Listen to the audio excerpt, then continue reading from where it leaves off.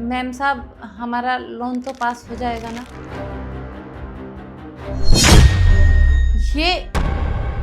ये तो मेरे पति हैं। क्या बकवास कर रही हो? ये तुम्हारे पति कैसे हो सकते हैं? ये मेरे हस्बैंड है। नहीं मैम साहब, हम कसम खा रहे हैं, ये ना हमारे ही पति हैं। 2 साल पहले गांव से ये शहर आए थे कमाने के लिए। 2 साल से इनका फोन लगा रहे हैं, फोन नहीं लग रहा है। कहाँ है ये? मिलवा दीजिए ना इनसे। तुमने मुझे पागल समझा हुआ है क्या?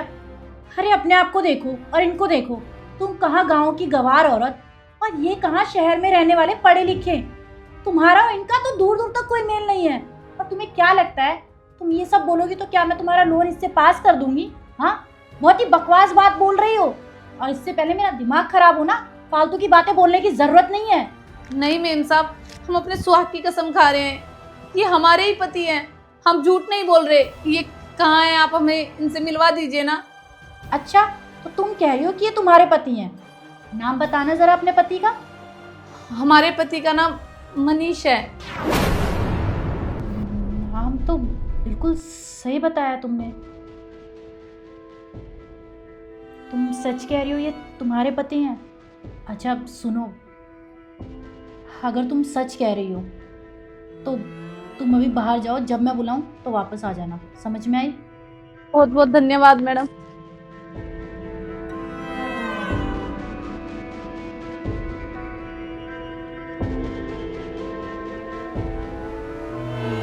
हेलो मनीष, तुम कहाँ पर हो?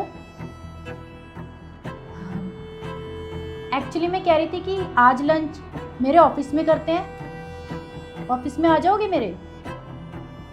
ठीक है, आई एम वेटिंग।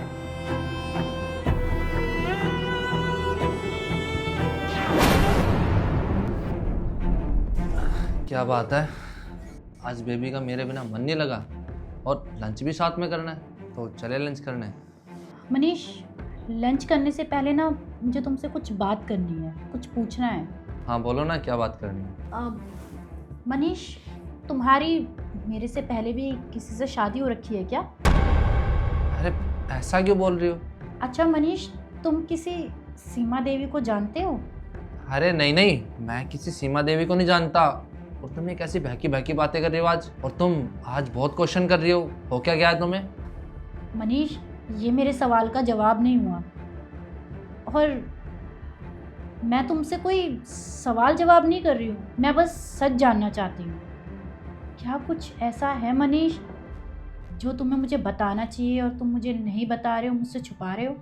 और मनीष देखो, अगर तुम मुझसे कोई बात छुपा रहे हो तो तुम मुझे बता सकते हो, मुझे बुरा नहीं लगेगा।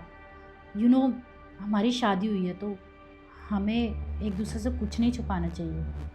अरे तुम कैसी बात कर रही हो? भला मैं तुमसे सच क्यों छुपाऊंगा? और तुम तो मेरे बारे में सब कुछ जानती हो, तुम्हें पता है ना मैं तुमसे कितना प्यार करता हूँ। अच्छा, तो इसका मतलब तुम मुझसे कुछ नहीं छुपा रहे हो, तुम मुझसे सच बोल रहे हो, है ना?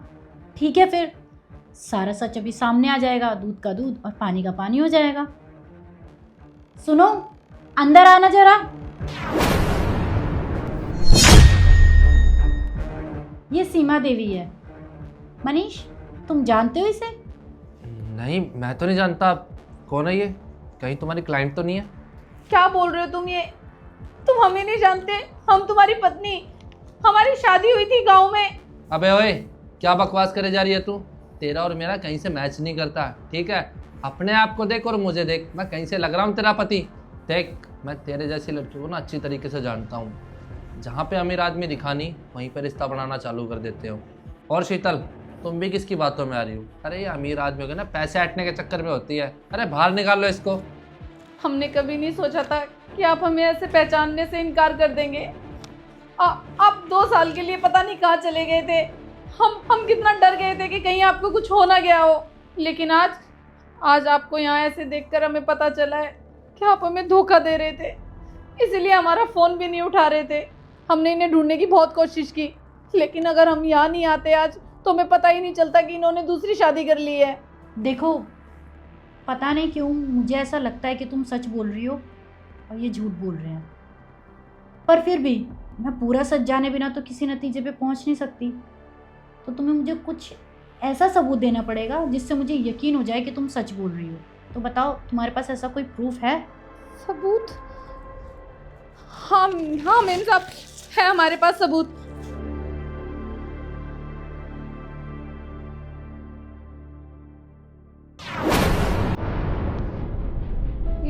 ये हमारे परिवार की आईडी है।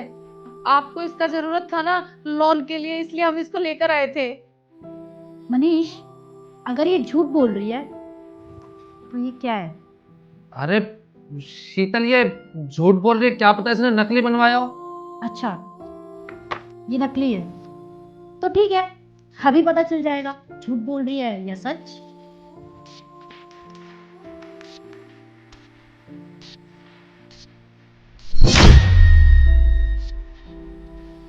अच्छा, तो ये झूठ बोल रही है और ये पेपर्स नकली हैं। क्या है ये? हाँ शीतल, ये सच बोल रही है, ये मेरी पत्नी है। मनीष, जब तुम ऑलरेडी शादीशुदा थे तो तुमने मुझसे शादी क्यों करी? तुमने मेरी जिंदगी बर्बाद क्यों करी? और मेरी तो छोड़ो, तुमने इस बेचारे की भी जिंदगी बर्बाद कर दी और इसको बताया भी नहीं कि तुम कहाँ हो कहाँ नहीं। इस बेचारे का तुम फोन तक नहीं उठा रहे हो। तुम्हें शर्म आ रही है कि तुमने क्या किया और क्या नहीं? अरे तो मैं क्या करता, इसमें मेरी थोड़ी ना गलती है।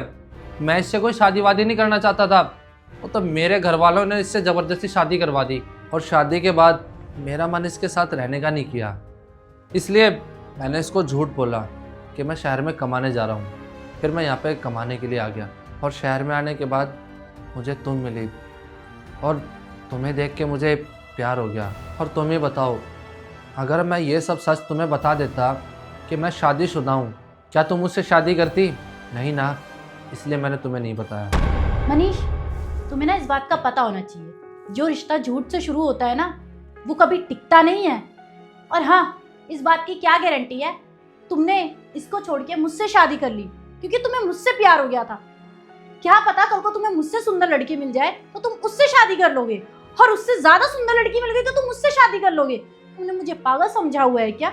समझ क्या रखा है तुमने? शादी को मजाक बनाया हुआ है? हाँ, अरे मैं तो पढ़ी लिखी हूँ, ठीक है, मुझे समझ आ गया कि तुम एक नंबर के धोखेबाज हो। तुमने इस बेचारी के बारे में सोचा? हाँ, अगर तुमको ये लड़की पसंद नहीं थी तो तुम इसको बोल देते ना कि तुम इसे पसंद नहीं करते, तुम इसके साथ नहीं रहना चाहते।